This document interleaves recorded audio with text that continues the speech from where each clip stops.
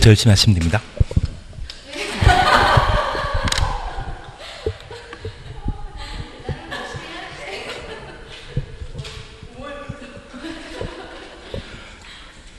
예, 그리고 한 장 넘기시면 실시 계획이라는 말 있고 사업 시행 방식이라는 말이 있습니다. 지금 이쪽은 어디를 잠깐 보시는가 하면 바로 120페이지 봐주십시오.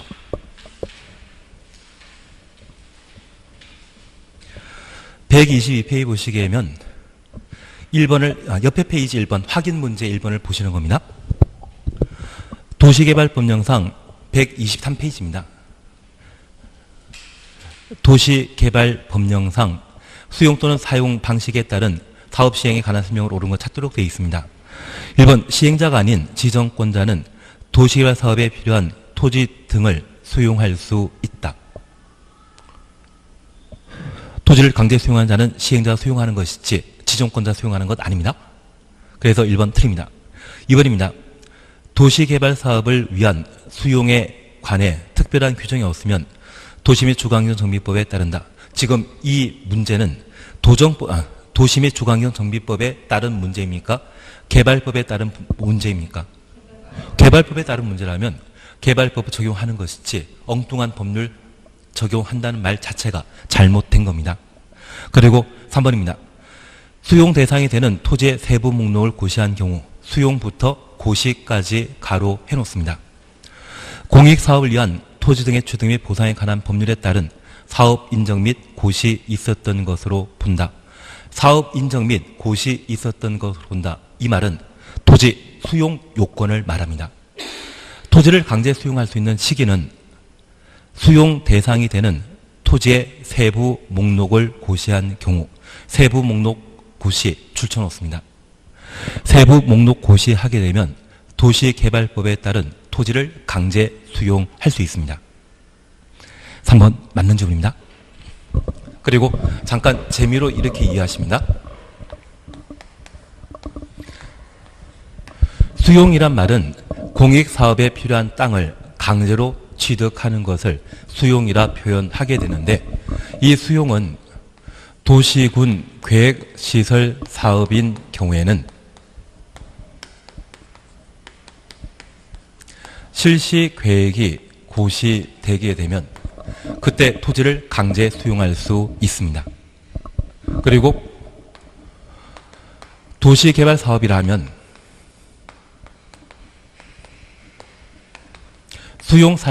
사용 대상이 되는 세부 목록을 고시하게 되면 그때 토지를 강제 수용할 수 있고, 우리가 도정법 공부하면 정비사업에 관한 절차를 함께 공부하시는데 이 정비사업과 관련되어서는 사업 시행 계획을 인가 받아 고시하게 되면 토지를 강제 수용할 수 있습니다. 그리고 주택법에서는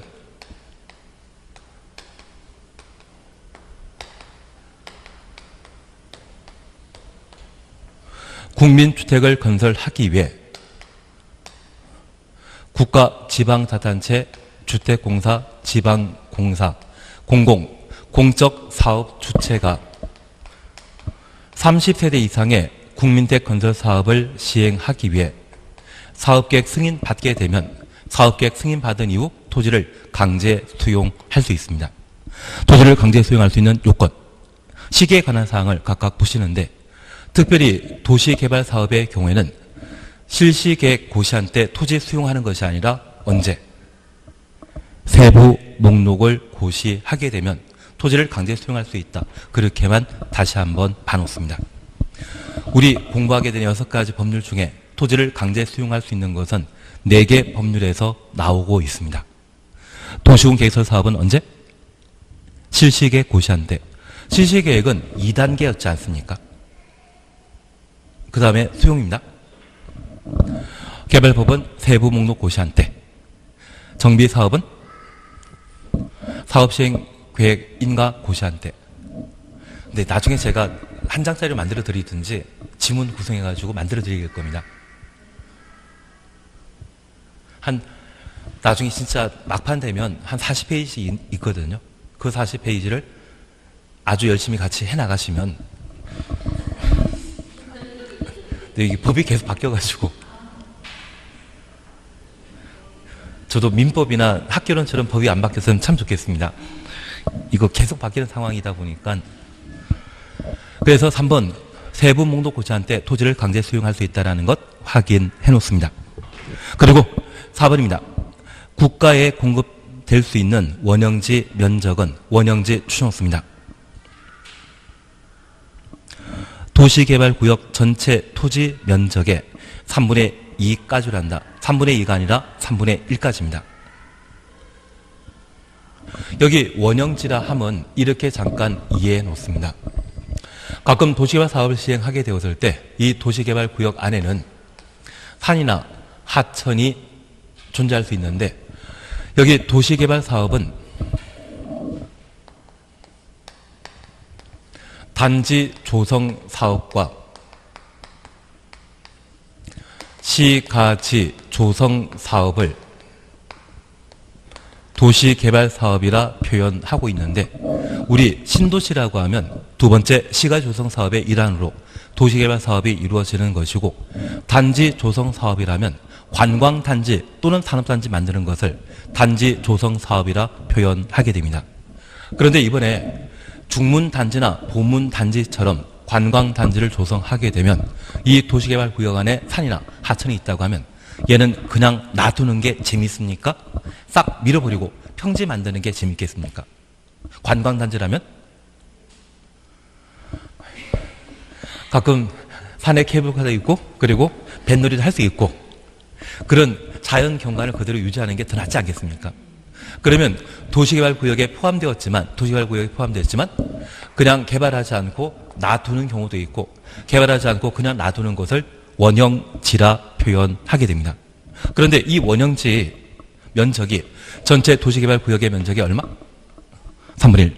그러면 나머지 3분의 2에는 관광단 조성하기 위해 레저시설이나 숙박시설이나 또는 도로를 닦든지 여러 가지 휴게시설 설치하는데 개발사업 용도로 사용해야 되고 원형지는 개발하지 않고 그냥 놔두는 것이거든요. 그 놔두는 면적은 얼마? 3분의 1은 돼야 된다. 취지는 이해하시겠습니까? 그래서 원형지로 개발하지 않고 그냥 놔두는 곳은 전체 도시개발구역 면적의 얼마? 3분의 1. 그리고 5번입니다. 시행자 토지상환채권 추천수입니다.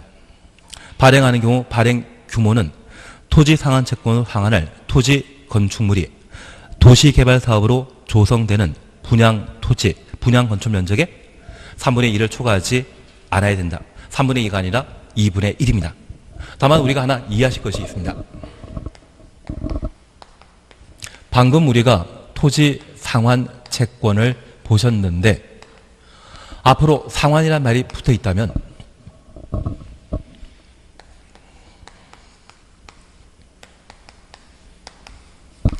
받을 자가 정해진 것으로 생각하시고 우리 민법 공부하시면서 무기명증권과 기명증권이라는 것 들어본 적 있으시죠?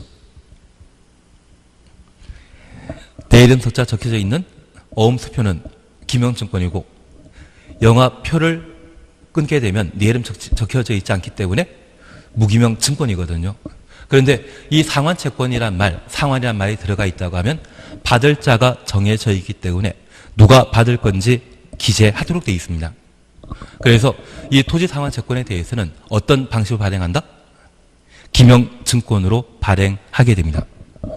그런데 우리 시험 범위에는 나중에 우리가 주택법 공부하다 보면 주택 상환 사채를 공부하게 됩니다.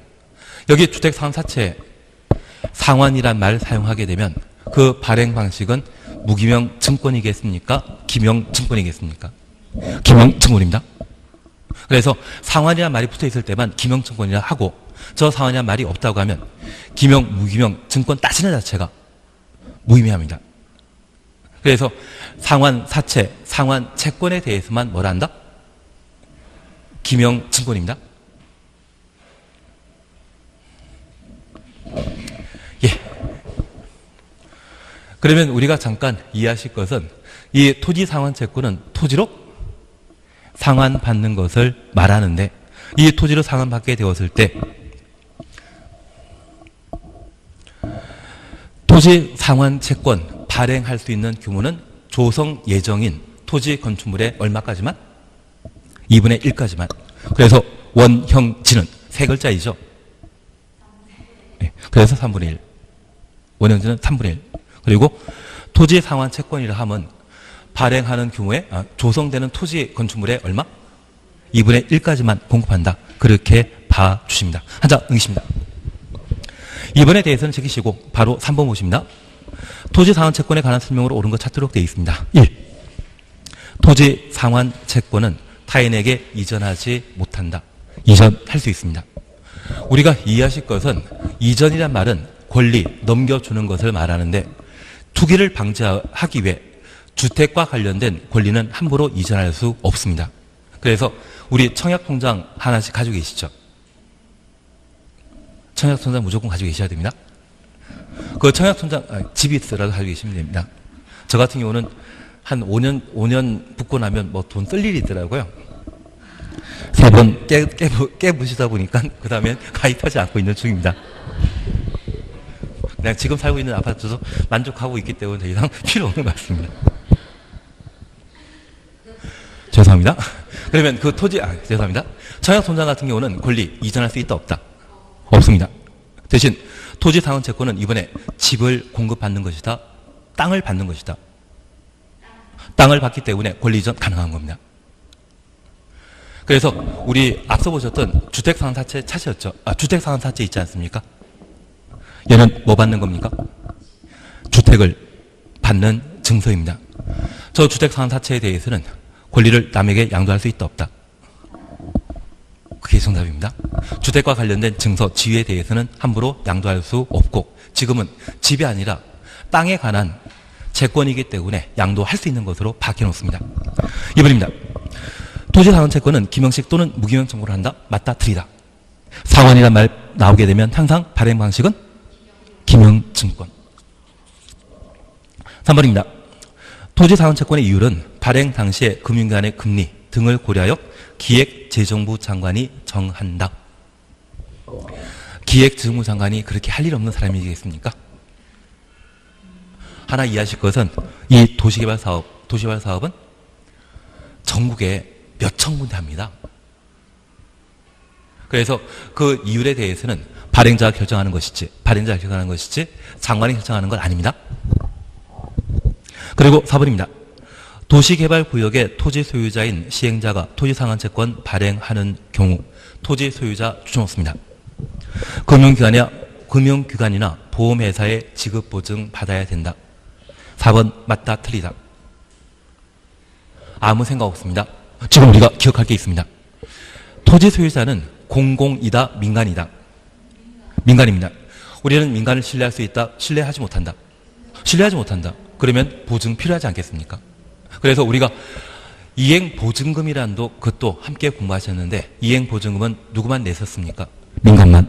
그래서 여기 지급보증도 민간이 토지 상환 채권을 발행하게 되면 신뢰할 수 없기 때문에 지급 보증 절차를 거치도록 되어 있는 겁니다. 취지 이해하시겠습니까?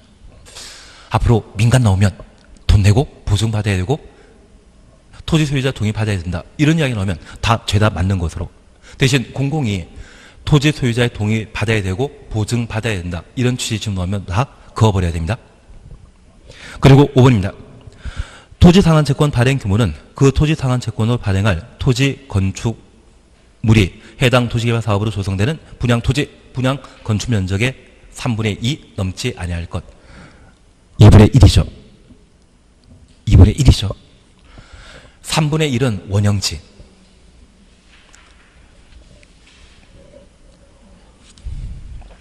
원형지에 대해서는 지금 볼 필요 없습니다. 제가 올해 꽂고 있는 게 토지 상환 채권이거든요.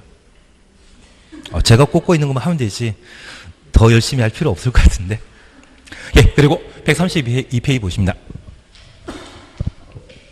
132페이지 보시게 되면 환지 방식에 의한 도시개발 사업 찾았습니다.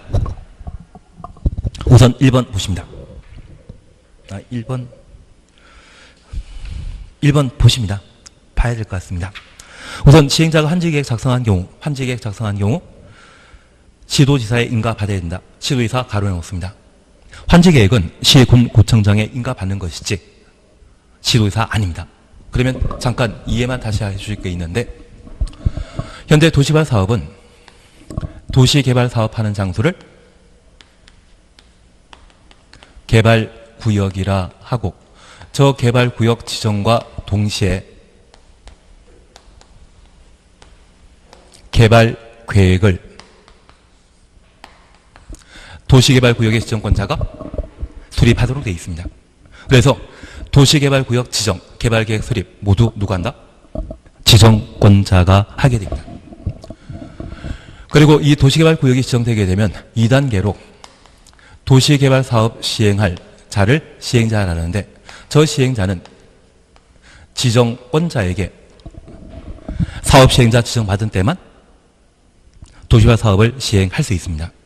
그리고 이 사업시행자 중에 좀 특이한 것으로서 도시개발 조합이 있습니다.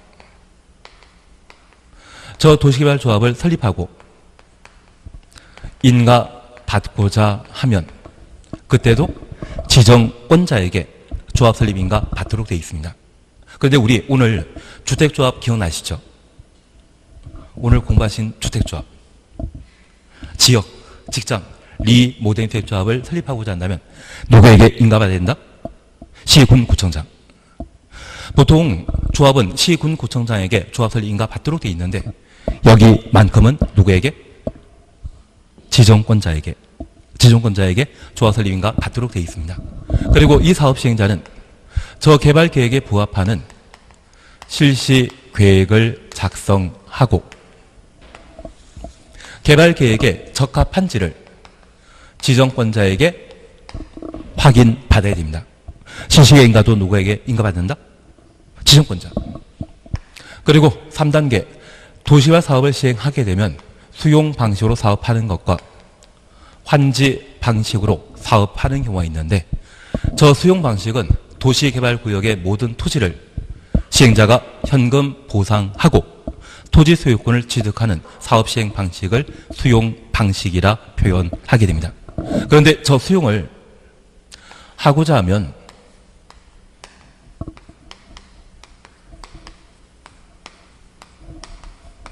도시개발구역 내 수용, 사용할 토지 등의 세부 목록이 고시된 때 토지를 강제 수용할 수 있습니다.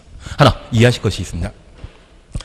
여기 도시개발구역이 수용 방식으로 사업하게 된다면 이 도시개발구역 안에는 등기되어 있는 부동산 권리가 존재하지만 명인 방법이나 또는 분묘 기시권이 있지 않습니까? 심지어 어권이나 또는 뭔가 임차권이나 사용권 등이 있는데, 그런 권리관계에 대해서는 신속하게 파악하고 조사할 수 있다. 시간 많이 걸린다. 시간 많이 걸립니다. 그러면 수용, 사용할 수 있는 토지 또는 건축물과 관련된 물건만이 아니라 채권 또는 법이 인정하고 있는, 관습법상 인정하고 있는 다양한 권리가 있다고 하면 그 권리관계에 대해서도 모두 보상해 줘야 됩니다. 시간 많이 걸리기 때문에 언제까지 절차 진행하면 토지 강제 수용할 수 있다. 이런 말 대신 개발법에서는 워낙 다양한 권리관계가 존재하기 때문에 토지를 강제 수용하기 위해서는 뭐 해야 된다? 세부 목록 모두 파악하고 고시될 때만 토지를 강제 수용할 수 있는 겁니다. 그리고 두 번째입니다. 이러한 수용과 관련된 대전제는 각종 개발 사업을 시행하기 전에 현금 보상하는 것이 원칙인데, 저 현금 보상에 어긋나는 게 있습니다. 토지, 상환, 채권. 여기 토지, 상환, 채권은 현금 주는 게 참 좋은데 돈 부족할 수 있거든요. 그래서 미래에 만들어지는 아파트로, 미래에 조성되는 땅으로 보상하는 것을 뭐란다?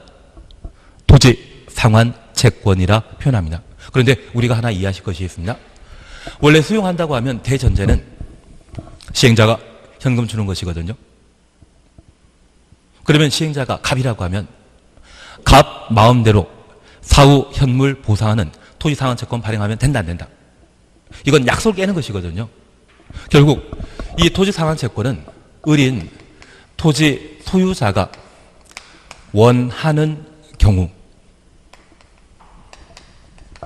보상받을 현금 중에 일부에 대해서만 토지상환채권 발행이 가능하지 전부를 토지상환채권을 대신한다. 이 말 나오면 틀립니다. 그리고 이 토지상환채권을 발행하고자 하면 원칙에 부합하는 것이다. 원칙에 위배되는 것이다. 원래 뭐 해야 됩니까? 현금 줘야 되는데 채권 준다고 하면 이것 사후 현물 보상하겠다는 이야기거든요. 그래서 이런 경우라면 지정권자에게 토지상환채권 발행하겠다는 것을 승인받은 때만 채권 발행할 수 있습니다. 그리고 두 번째입니다.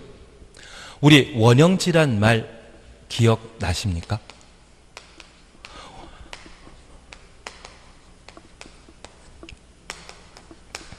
원형지. 저 원형지는 개발한 것이다, 개발 안 하는 것이다. 개발 안 하는 겁니다. 그러면 우리가 하나 이해하실 것은 이 도시개발구역 내 토지를 산이 있고 하천이 있습니다. 이거 도시개발 사업 한다고 하면 모두 밀어버리고 메꾸고 평지 만든 상태에서 공장 용지나 아파트 용지 만들어서 분양하는 게 일이거든요. 그런데 이 원형지를 공급하게 되면 원래 원형지 가격이 평당 100만 원에 거래되게 되면 토지를 강제 수용하게 되면 얼마에 수용할 수 있습니까? 40에서 50. 그리고 얘를 원형지에 필요로 하는 관광업체에 공급하게 되면 50을 기준으로 분양하겠습니까? 200을 기준으로 분양하겠습니까? 200으로. 그러면 개인 사유지를 도시개발 사업한답시고 아주 싸게 강제 수용하고 팔 때는 아주 비싸게 팔게 되는데 여기에 뭐 하나라도 한 게 있다고 하면 저 차익을 얻어가는 것을 인정할 수 있는데 저 원형지 공급과 관련되어서는 전혀 한 바 없거든요. 이것은 공공이 땅 장사하는 것과 마찬가지입니다. 그러면 이 원형지는 통상적인 도시개발 사업과 비교하게 되면 원칙이다, 예외이다. 예외에 해당되기 때문에 저 원형지로 공급할 수 있는 물량은 전체 도시개발 구역이 얼마까지만? 3월 1일까지만. 진짜 100% 원형지 공급할 수 있다고 하면 진짜 이거 폭리치 않는 장사 같은데요. 그래서 이 원형지 공급과 관련되어서는 3분의 1까지만 가능하다라는 것 이해해 주십니다. 그리고 이 원형지를 공급받은 경우에는 땅 장사한다는 욕먹지 않기 위해 최대 10년 동안 저 원형지에 대해서는 매각할 수 없습니다. 대신 저 매각 제한은 국가, 지방 자탄체는 적용되지 않는데 그것은 나중에 천천히 이해하도록 가시고 이 원형지는 통상적인 도시개발 사업과 비교하게 되면 원칙적인 방식입니까? 예외적인 방식입니까? 원래는 다 밀어버려야 되는데 예외이지 않습니까? 그래서 시험에 나오게 되면 이 두 가지가 시험거리입니다. 왠지 이해되시겠습니까? 진짜 옆으로 고개가 흔들리지 않고 위아래로 흔들렸습니다. 그래서 얘가 시험거리라는 것만 좀 이해해 주십시오. 그리고 우리가 그걸 봐주셔야 할 겁니다. 그리고 환지 방식과 관련되어 우리가 이해하실 것은 이 환지 방식은 사후 현물 보상하는 것이 특징입니다. 그래서 도시개발구역 지정 전에 농경지를 도시개발 사업에서 대지가 조성되게 되면 땅으로 맞교환해 주는 것을 환지 방식이라 표현하는데 저 환지 방식으로 개발 사업하기 위해서는 환지 계획이라는 것을 작성하고 저 환지 계획을 시군 구청장에게 인가받도록 되어 있습니다. 하나 이해하실 것이 있습니다. 시행자가 토지 소유자에게 종전 토지를 대신해서 환지해 주겠다, 보상하게 되면 이 두 당사자의 관계는 민법이 정하고 있는 채권 관계입니다. 그러면 이런 계약, 약속은 항상 이루어진다, 깨질 수 있다. 깨질 수 있습니다. 덕분에 우리가 공부하는 것이 민법상 손해배상에 관한 내용을 다수 공부하게 되는 겁니다. 대신 이 두 사이에 이런 약속은 언제든지 깨질 수 있는데 행정청이 개입하게 되면 저 약속은 반드시 이행돼야 되고 행정청이 개입했는데 불구하고 약속이 제대로 이루어지지 않는다면 그때는 취소할 수 있습니까? 무효입니까? 무효입니다. 대신 우리가 이해하시길 저 무효라고 하면 저 계약 체결 당시까지 소급하는 것이 특징이죠. 장래효만 있는 것이 아니라 뭐도 있다? 해지는 장래효만 있지만 해제는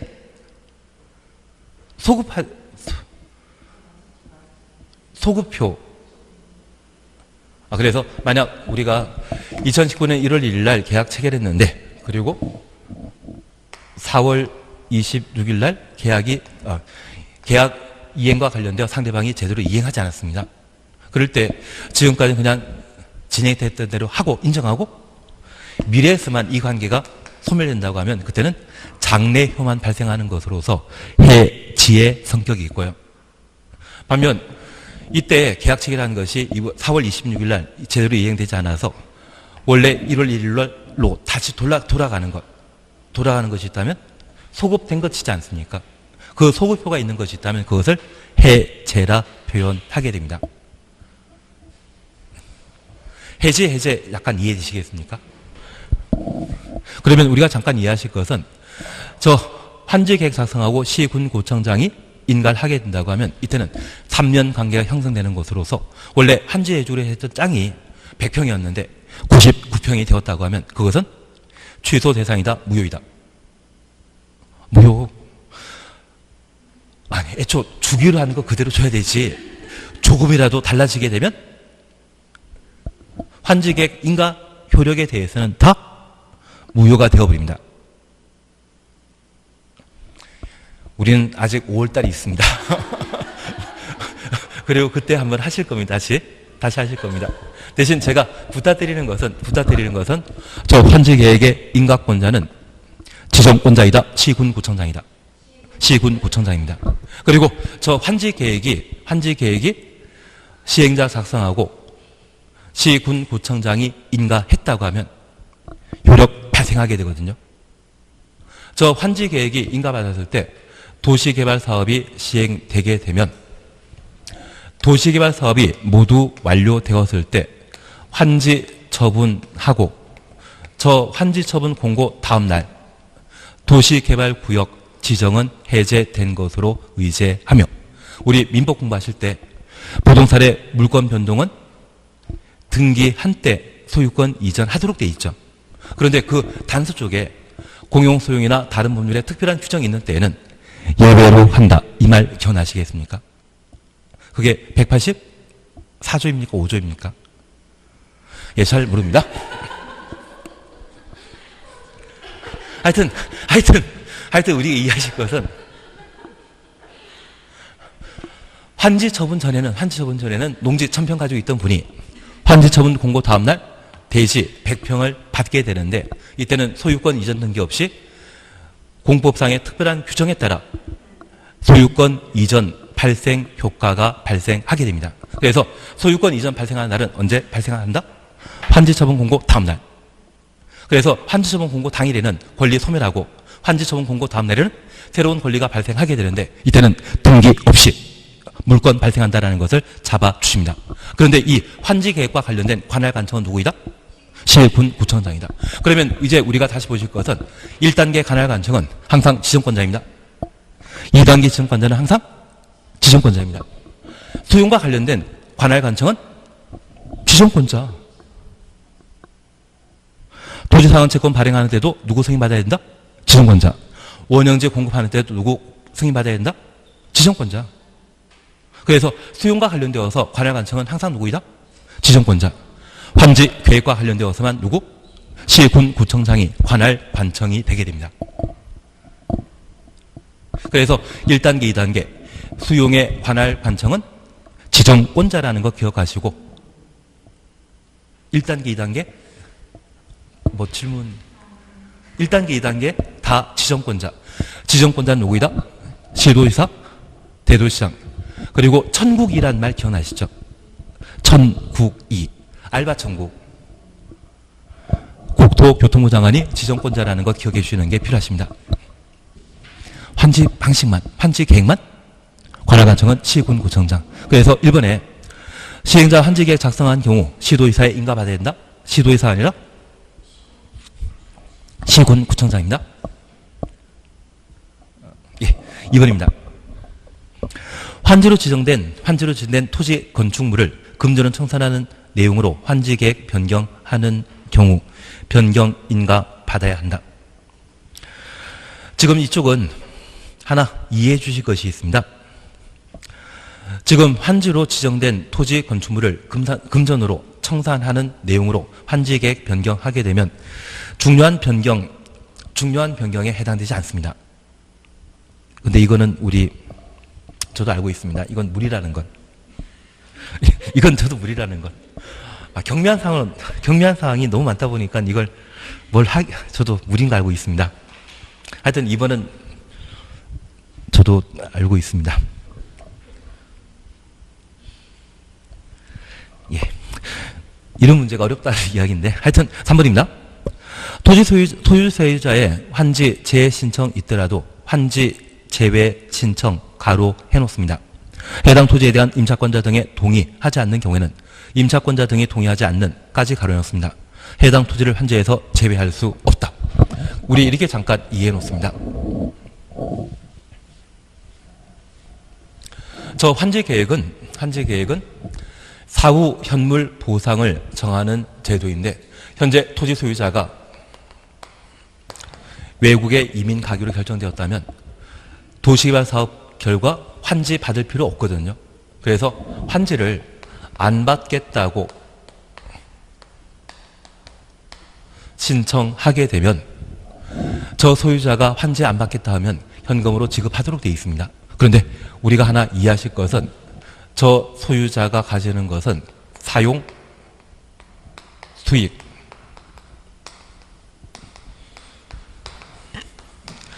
처분이라고 하는 권능으로 구분하게 되는데 만약 해당 토지 소유자가 사용수익 처분하는 것이 아니라 이 사용수익권을 임차인에게 넘겨준 상태라면 처분권이 중요한 것입니까? 사용수익권이 더 중요합니까? 사용수익권이 더 중요합니다.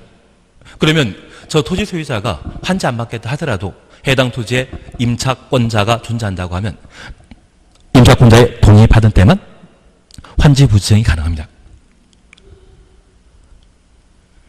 그래서 우리가 기억하실 것은 토지 소유자는 충분히 환지 안 받고 돈 받겠다고 환지 부지정 신청할 수 있지만 해당 토지에 사용수익권을 행사하고 있는 임차권자 또는 제한 물권자가 존재한다고 하면 저 임차인의 동의 받은 때만 환지 부지정 신청할 수 있습니다. 이해되시겠습니까? 그걸 말로 풀어놓은 게 3번이거든요. 다시 한번 보십니다. 토지 소유자의 환지 제외 신청 있더라도 환지 제외 신청은 환지 부지정 신청을 말합니다. 해당 토지에 대한 임차권자 등이 동의하지 않는 경우 가로 해놓으시고 만약 그런 경우는 해당 토지를 환지에서 제외할 수 없다. 임차권자가 동의하면 환지 대상에서 제외시킬 수 있지만 임차권자가 동의하지 않는다면 환지해줘야 되죠. 그 의미라고 이해해 주셔야 됩니다. 그래서 우리가 어느 정도 공부하다 보면 이제 공법에 대해서도 모든 법률에 대해서도 아는 것으로 느끼는데 그걸 문제 풀면 문제 표현이 참 애매하게 나오다 보니까 우리를 좀 혼란케 하는 경우가 있습니다.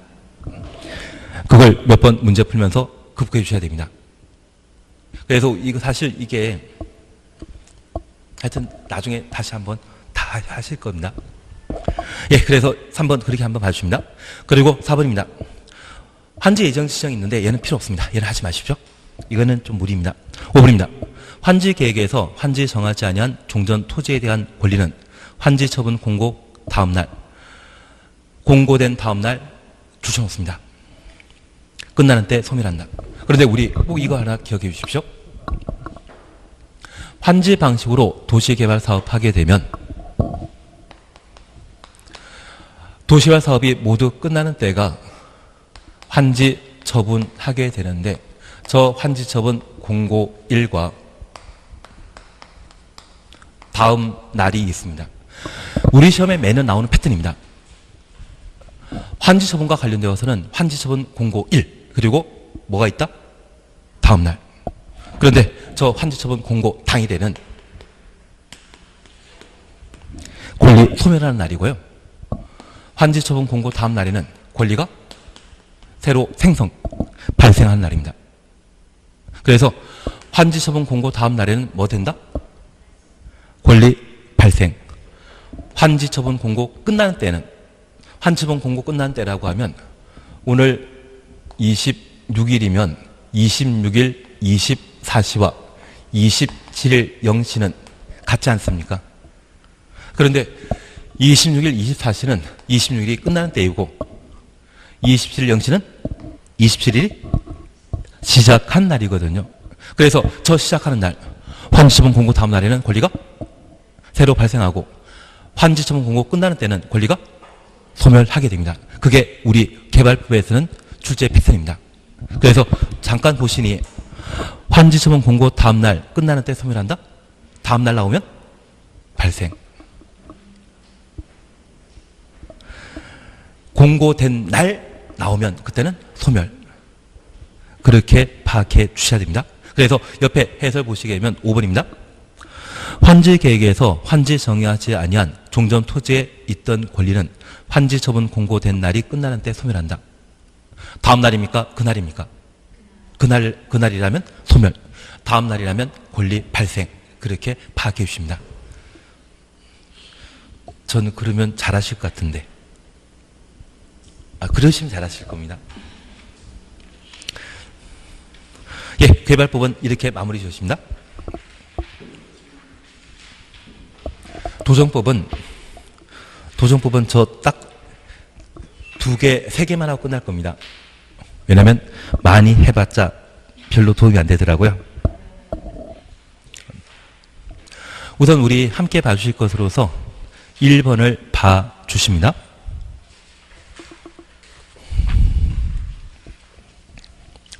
용어 정의에 관한 설명으로 틀린 것 찾도록 되어 있습니다. 1번 필요 없습니다. 2번입니다.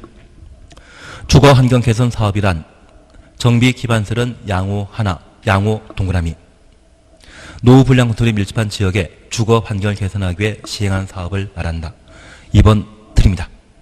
우리 바로 해설 보십니다. 해설 보시게 되면 동그라미 원에 주거 환경 개선 사업과 재건축 사업이라는 말이 있거든요. 우리 처음 보실 수 있는데 학기는 보셨습니까? 감사합니다. 그러면 모든 게 해결되십니다.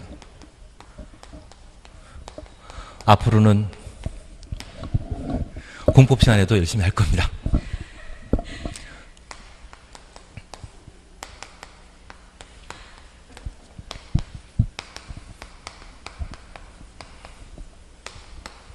정비사업은 주거환경개선사업과 재개발사업 그리고 재건축 사업으로 각각 분류하게 되는데 우리 정비사업의 대상이 되는 것은 정비기반설과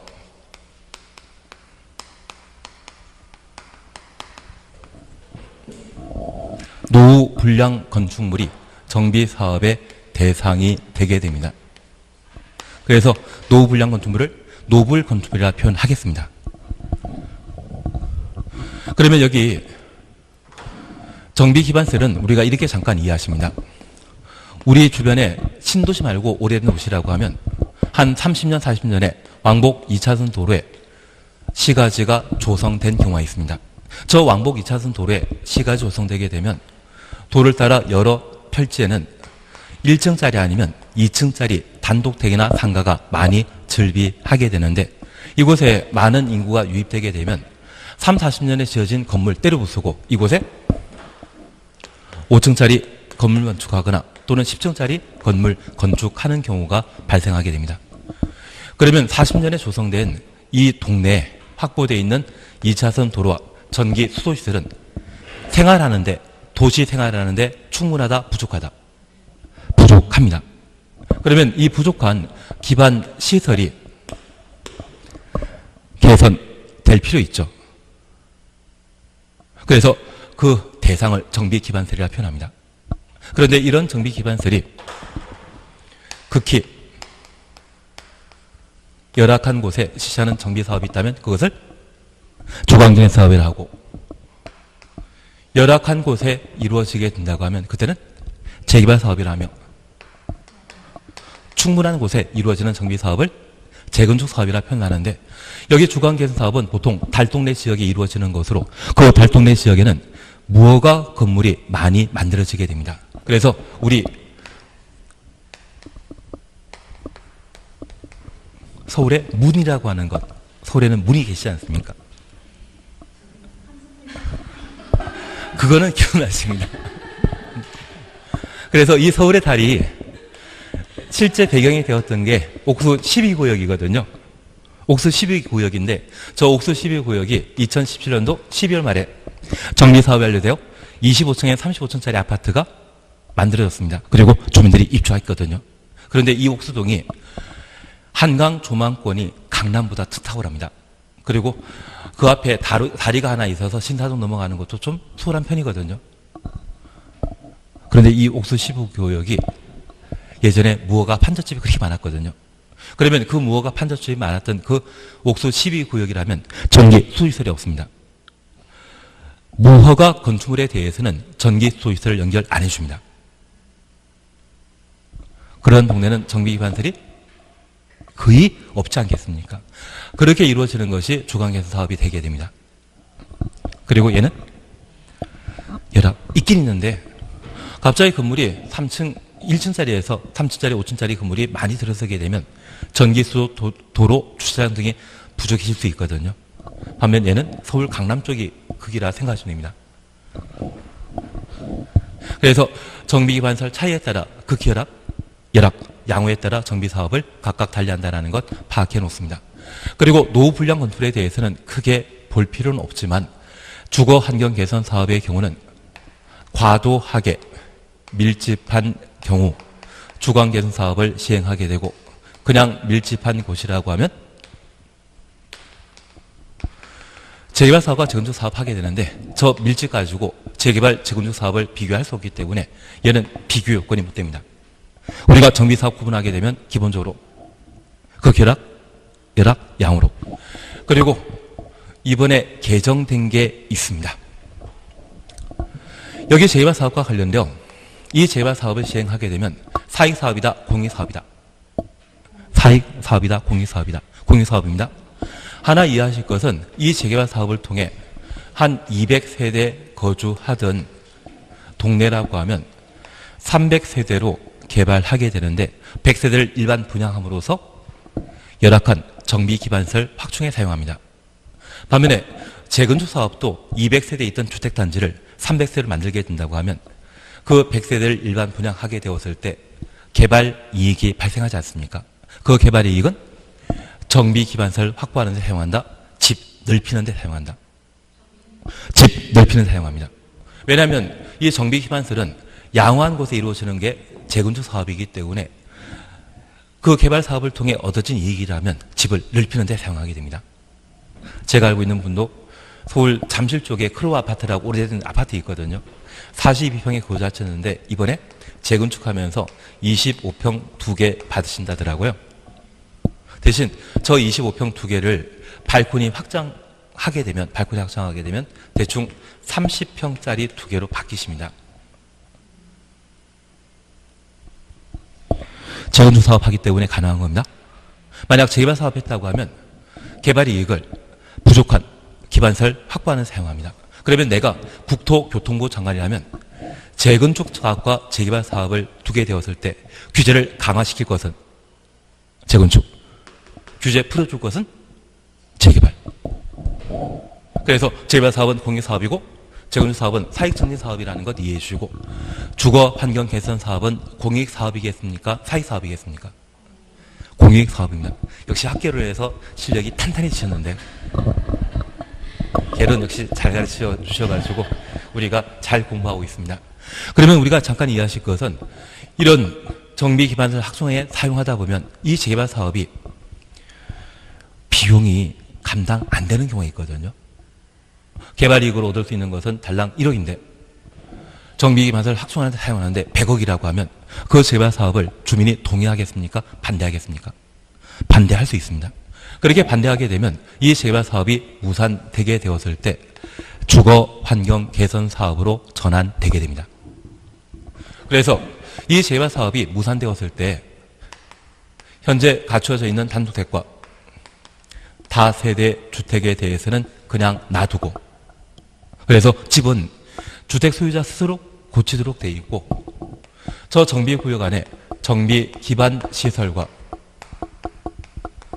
공동 이용 시설만 시군구청장이 설치하는 주거 환경 개선 사업이 이루어지게 됩니다.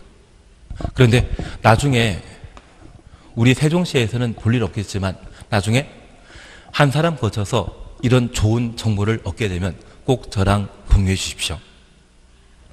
원래 우리 동네가 왕복 2차선 도로였고 단독택이 밀집해 있었는데 이곳에 시군구청장이 왕복 4차선이나 왕복 6차선 도로로 만들어주고 이곳에 공원 만들어주고 주차장 만들어주게 되면 해당 지역의 부동산 가치는 올라간다 떨어진다? 올라가게 됩니다. 이런 곳이 있다고 하면 대출 받아서라도 오래된 단독택을 적극적으로 구입하시는 게 필요합니다. 얘는 알려줄 필요 없습니다. 재개발 사업하는 곳과 재건축하는 곳은 저 많이 알고 있기 때문에 알 필요 없습니다. 그리고 관심도 없습니다.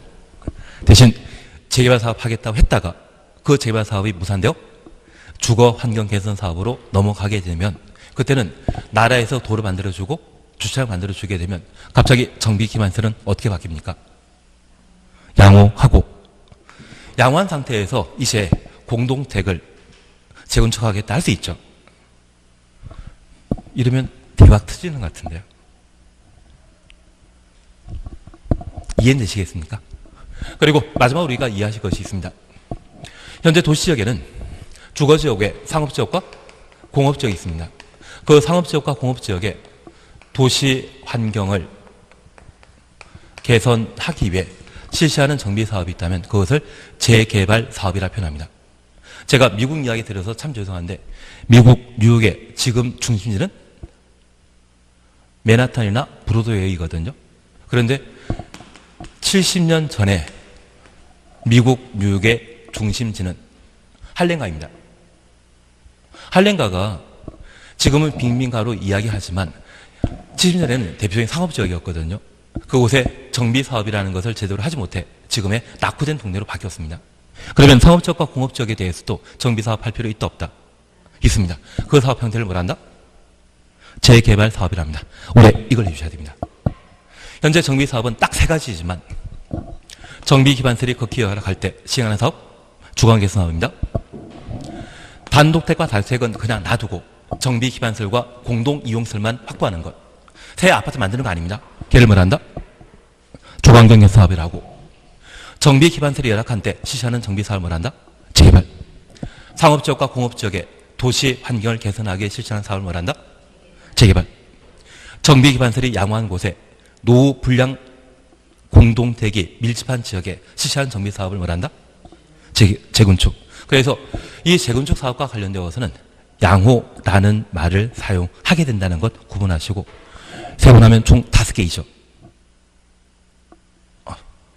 주거개선 사업 2개, 재개발 2개, 재건축 하나, 총 5개지 않습니까? 그걸 짝짓는 것을 시험에 낼 수 있을 겁니다. 그게 올해 시험 패턴이 되게 됩니다. 그러면 지금 우리가 방금 전 이 지문에도 주거 환경 개선 사업과 정비 기반설이 양호하다는 것은 어울린다, 어울리지 않는다. 양호라는 말 나오면 무엇입니까? 주거 개선 사업이 아니라 재건축에 관한 설명이지 주거 개선 사업은 절대 아니지 않겠습니까? 3번 그냥 지나십니다. 4번, 5번에 대해서는 나중에 해 나가실 겁니다. 한 장 넘기십니다. 한 장이 아니라 저 시험에 나올 것만 할 겁니다. 저 많이 안 합니다. 딱 2개만 하고 말 겁니다. 그리고 우리가 함께 봐주실 것으로서 146페이지 봐주십니다. 146페이지입니다. 5번 찾으셨죠? 5번 찾았습니다. 이 5번은 수정된 문제인데 도시 저소득 주민이 집단적으로 거주하는 지역으로서 정비 기반설이 극히 열악하고 극히 열악 가로해 놓습니다. 이 말 보면 세 가지 정비 사업 중에 어디에 속한다? 주거환경 개선 사업. 그리고 한 줄 밑에 단독택 및 다세택이 밀집한 지역에 정비 기반설과 공동 이용설 확충을 통해 주거 환경을 보전, 정비, 개량하기 위한 사업. 그러면 이 두 번째 경우는 단독택과 다세택은 철거하고 새 아파트 만든다? 그냥 놔둔다. 그냥 놔두고 정비 기반설과 공동 이용시설 확충만 하는 것을 주거 환경 개선 사업이라 표현합니다. 그리고 우리 박스 속에 해설 납원 찾으셨죠? 재개발 사업 찾았습니다. 정비 기반설 여력이란 말 찾았습니까? 146페이지. 하단 박스 찾으셨죠? 146페이지. 갑은 주거 개선 사업이고 납은 재개발 사업입니다. 정비 기반설 열악이라는 말 보게 되면 바로 재개발 연결시켜 주셔야 됩니다. 노후 불량 공통이 밀집한 지역에 주거환경 개선하거나 상업적, 공업적 가로 해놓습니다. 그 상업적, 공업지역에 도시기능 회복 및 상권 활성화 등을 위해 도시 환경을 개선하기 위한 사업, 도시환경 개선 가로 해놓습니다. 도시환경 개선 가로 해놓습니다. 그러면 우리 가번에는 끝에 주거환경 개선이란 말이 반복되었는데 나번에 상업적, 공업적 시사하는 재개발 사업의 목적은 주거환경 개선입니까? 도시환경 개선입니까? 상업적, 공업적 뒤에는 항상 도시환경 개선이라는 말 나와야 됩니다. 이 말 대신 주거환경 개선으로 바뀌어 있다면 그게 틀린 겁니다. 그리고 재건축 사업은 정비 기반설 양호라는 말 확인내시고 노후 불량 건설에 해당되는 공동주택, 공동택이란 말이 나왔을 때만 재건축 사업에서는 옳은 지문이라는 걸 확인해 놓습니다. 그리고 옆에 정비 기본계획 사셨죠? 얘가 올해도 시험에 나올 겁니다. 정비 기본계획 올해 시험에 나옵니다. 그런데 1번은 그냥 지나가시고요. 1번은 지나가시고 148페이지 2번 보십니다. 작년 기출문제입니다. 1번입니다. 정비 기본계획 수립에 관한 설명 드린 것 찾도록 되어 있습니다. 동그라미 1번입니다. 도지사가 대도시장이 아닌 시로서 필요 없습니다. 그리고 2번 보십니다. 국토교통부 장관은 기본계획에 대해 5년마다 타당 여부를 검토하고 그 결과를 기본계획에 반영하여야 한다. 현재 정비 기본계획은 특별시장, 광역시장, 시장이 수립하거든요. 수립권자가 타당성 검토하는 것이지 장관이 대신할 필요 있다 없다? 없습니다. 그래서 타당성 검토는 특별시장, 광역시장, 시장 분수가 보통 하고 기본계획에서는 특별시장, 광역시장, 시장이 타당성 검토한다. 그렇게만 해 주십시오. 그냥 약속해 주십시오. 타당성 검토를 국토교통부 장관이 한다라고 하면 무조건 거버릴 것. 그리고 타당성 검토는 몇 글자입니까? 5글자이기 때문에 몇 년마다 한다? 5년마다 한다. 그것만 기억해 주십시오. 3번 기본계획 수립 절차에 대해 필요 없습니다. 4번 필요 없습니다. 2번만 필요했습니다. 2번만 필요했습니다. 그리고 우리 다시 한번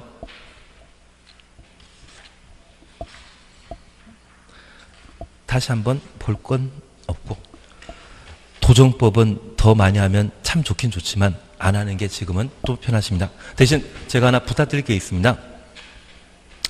도정법은 우리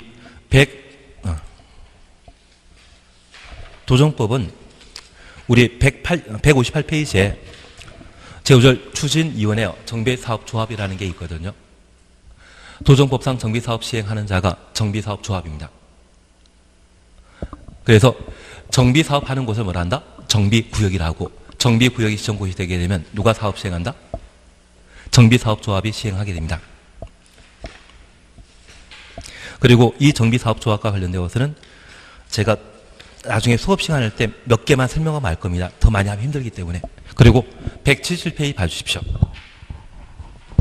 177페이지 보시게 되면 제7절 사업시행계획이라는 말 찾으셨죠? 사업시행계획이라는 말 찾으셨죠? 저 사업시행계획 인가받은 때만 정비사업 시행할 수 있는 겁니다. 그래서 실시계획을 도정법에서 뭐라 한다? 사업시행계획이라 표현합니다. 일단 그렇게만 봐주십니다. 그리고 182페이지에 관리처분계획이라는 말이 있습니다. 지금은 내용 안 보십니다. 그냥 목차만 보고 마십니다. 관리처분계획은 사후 현물 보상을 위한 계획입니다. 그래서 우리가 이렇게 잠깐 이해하시면 좋겠습니다.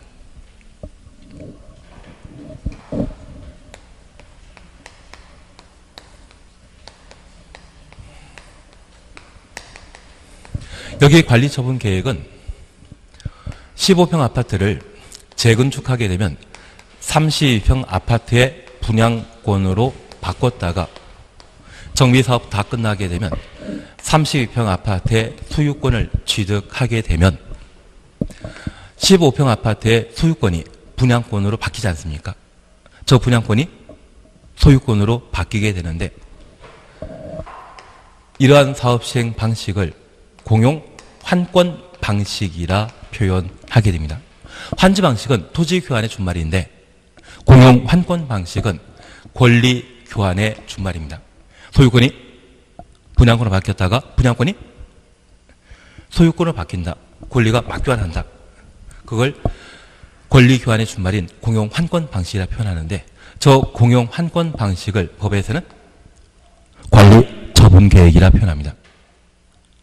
그래서 이 관리 처분 계획은 사전 현금 보상해 주는 것입니까? 사후 현물 보상 형태입니까? 사후 현물 보상 형태로서 시행자인 정비사업 조합이 토지 등의 소유자인 조합원에게 32평 아파트를 분양해 주겠다고 약속했다고 하면 저 약속은 항상 성립된다? 깨질 수 있다. 깨질 수 있기 때문에 저렇게 수립된 관리처분계획은 누구에 인가받아야 되겠습니까? 환지계획처럼 시군고청장이 인가받도록 되어 있습니다. 관리처분계획이나 환지계획은 모두 누구에게 인가받아야 된다? 시군고청장에게 인가받도록 되어 있습니다. 그러면 30아파트 주기로 약속했다고 하면 저 정비사업 모두 끝나게 되면 32평 줘야 되지 31평 주면 된다 안 된다? 31평 주게 되면 바로 무효가 되어버립니다. 31평 주게 되면 바로 무효가 되게 되는데 이 관리처분 계획이 사후 현물 보상과 관련되어 대표적인 정비사업의 특징이 되게 됩니다. 대신 얘는 올해 또 많이 바뀔 겁니다. 공법은 항상 친답니다. 왜냐하면 나중에 개정된 것만 좀 추려놓으면 저는 수업할 게 아주 편해지거든요.